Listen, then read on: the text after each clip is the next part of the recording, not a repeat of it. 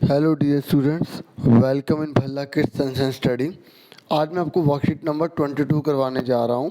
ये हिंदी जो सब्जेक्ट है हमारा, उसमें जो आपका पार्ट है नादान दोस्त, कक्षा छठी की 21 सितंबर की ये वर्कशीट है, उसे आज हम करेंगे। प्यारे बच्चों, आप जानते हैं ना कि पिछले कार्यपत्रक में हमने लेखक प्रेमचंद द्वारा लिखी कहानी नादान दोस्त के बारे में पढ़ा और जाना कि केशव और श्यामा के घर की कार्निस पर एक चिड़िया ने अंडे दिए हैं। पढ़ा था ना बच्चों हमने। उनके अंडों को देखकर दोनों को किसी और चीज की सुध ना रही। मतलब वो केवल ये सोच रहे थे कि भी अंडे कैसे निकलेंगे, ठीक है, और चिड़िया के पर कैसे होंगे। मतलब बहुत सारे ऐसे सवाल उनके मन में आते जा रहे थे। पढ़ा था ना बच्चों हमने लास्ट जो वर्कशीट करी थी। चलिए आगे जानते हैं कि केशव और श्यामा दोनों चिड़िया के बच्चों के लिए क्या करते हैं और क्या करते हैं। सुनिए। श्यामा: क्यों भैया, बच्चों को धूप न लगती होगी? मतलब जैसे बच्चे निकल गए तो क्या बच्चों को धूप न लगती होगी, है ना। अब उनके मन में सवाल आ रहा है। केशव का ध्यान इस तकलीफ की तरफ ना गया था और केशव ने सोचा, अरे मैंने क्यों नहीं सोचा भाई, पक्षी हैं और बाहर हैं कार्निस पर, तो धूप तो लगी रही होगी। बोला, जरूर तकलीफ हो रही होगी, बेचारे प्यास के मारे तड़पते होंगे। ऊपर छाया भी तो कोई नहीं। आखिर यही फैसला हुआ कि घोंसले के ऊपर कपड़े की छत बना देनी चाहिए। मतलब देखो ध्यान से सुनो, वो घोंसले के ऊपर क्या बनाना चाहते हैं बच्चों? छत बनाना चाहते हैं। पानी की प्याली और थोड़े से चावल रख देने का प्रस्ताव भी स्वीकृत हो गया। मतलब उन्होंने कहा पानी की प्याली भी रख देंगे और चावल भी वहाँ रख देंगे ताकि उनको भूख भी ना लगे और प्यास भी ना लगे। अगर प्यास लगेगी तो पानी पी लेंगे, प्यास बुझ जाएगी। भूख लगी तो चावल खाएंगे और भूख मिट जाएगी, है ना। दोनों बच्चे बड़े चाव से काम करने लगे। मतलब बड़ी मेहनत से कर रहे, बड़े इंटरेस्ट के साथ कर रहे। देखो हम जब भी चाव से काम करते हैं ना, मतलब इंटरेस्ट लेकर काम करते हैं, तो हमारा काम बहुत अच्छे से होता है और हमें अच्छे से समझ भी आता है, जल्दी भी हो जाता है। ठीक है, आप भी जो भी काम करेंगे ना, उसे चाव के साथ करना। आगे सुनो। श्यामा माँ की आँख बचाकर, मतलब माँ से छुपके छुपके मटके से चावल निकाल लाई। केशव ने पत्थर की प्याली का तेल चुपके से जमीन पर गिरा दिया, देख रहे हो, और उसे खूब साफ करके उसमें पानी भरा। अब चांदनी के लिए कपड़ा कहाँ से आए? ठीक है, अब मतलब जो उसने ढकना है ना, तो कपड़ा कहाँ से आए? फिर ऊपर बगैर छड़ियों के कपड़ा ठहरेगा कैसे? देखो अब आप कपड़ा तो ले आए, अब उसको ऊपर अगर आपको छत बनानी है तो आपको छड़ियाँ भी तो लगानी पड़ेगी, तभी तो वो कपड़ा ठहरेगा। अब ये उनके मन में एक सवाल और पैदा आ गया कि अब क्या करें, है ना बच्चों। और फिर वो कह रहे हैं कि एक बार दोबारा पढ़ते हो। फिर ऊपर बगैर छड़ियों से कपड़ा ठहरेगा कैसे ना, और छड़ियाँ खड़ी होंगी कैसे? केशव बड़ी देर तक इसी उधेड़बुन में रहा। मतलब इतने कन्फ्यूजन में रहा, उसे समझ नहीं आ रहा क्या करे क्या ना करे। आखिरकार उसने ये मुश्किल भी हल कर दी। बच्चों उसने ये मुश्किल भी हल कर दी। श्यामा से बोला, जाकर कूड़ा फेंकने वाली टोकरी उठा लाओ। ठीक है, अम्मा जी को मत दिखाना। मतलब कूड़ा फेंकने वाली जो जो टोकरी होती है ना, वो ऊपर रखेंगे। वो इससे क्या होगा, धूप भी नहीं आएगी और आराम से वो सेफ रहेंगे और किसी प्रकार की कोई प्रॉब्लम उन्हें प्रॉब्लम नहीं होगी उन्हें। ठीक है, कूड़ा फेंकने वाली टोकरी उठा लाओ। ठीक है, अम्मा जी को मत दिखाना। ठीक है, अब हम फटाफट क्वेश्चन और आंसर करेंगे। देखो पहला क्वेश्चन ये है कि केशव का ध्यान किस तकलीफ की तरफ ना गया था। तो देखिए जब आप ये वर्कशीट करेंगे तो सबसे पहले आप थोड़ी सी लाइन लिख देना। ठीक है, फिर डॉट डॉट डॉट डॉट डाल देना। फिर उसके बाद ये लास्ट की लाइन लिख देना डॉट डॉट डाल के। ठीक है, जैसे फॉर एग्जांपल अगर हम लिख रहे हैं केशव घर गया था, ये थोड़ा सा लिखा, फिर हमने डॉट डॉट डाला, फिर इस तरीके से लास्ट की लाइन यहाँ लिख दी। ठीक है, इस तरीके से आपको थोड़ा सा लिख देना। उसके बाद आप प्रश्न 1 करेंगे, ये क्वेश्चन है। अब 4 में से 1 पे आपको टिक करना है। और 2 क्वेश्चन तो आपको इसी में बता रहा हूँ, बाकी इसके आंसर अलग पेज पे आपको दिखाता हूँ प्रिंटेड फॉर्म में। ओके, जितने भी सारे क्वेश्चन हैं उन सबको प्रिंटेड फॉर्म में देख लो। बस इन दोनों के आपको टिक करना है, तो आप फटाफट इसके आंसर यहीं पे मेरे साथ देखो।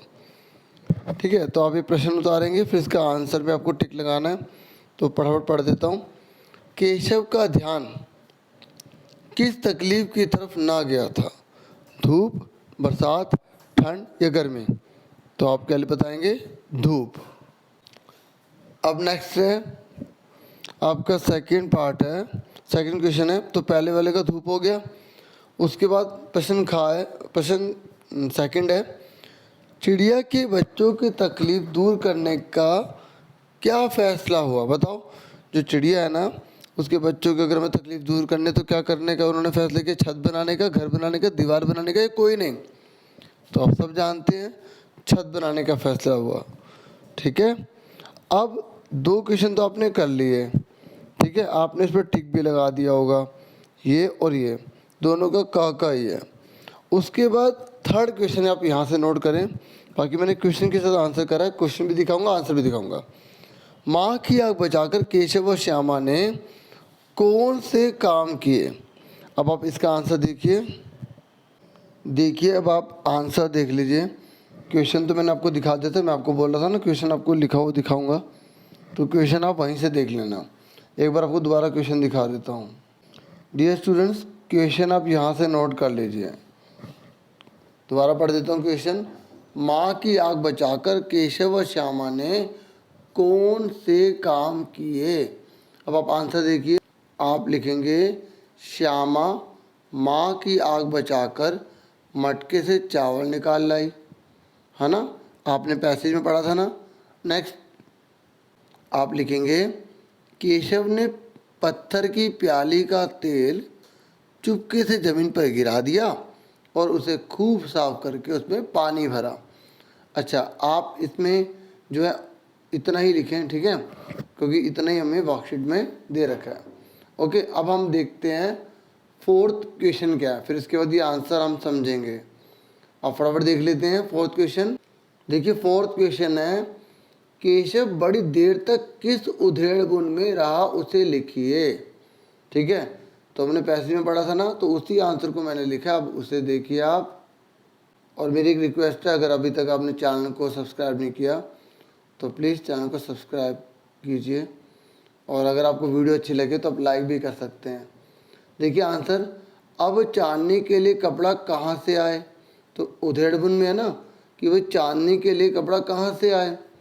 फिर ऊपर बगैर छड़ियों के कपड़ा ठहरेगा कैसे? वो छड़ियाँ खड़ी होंगी कैसे?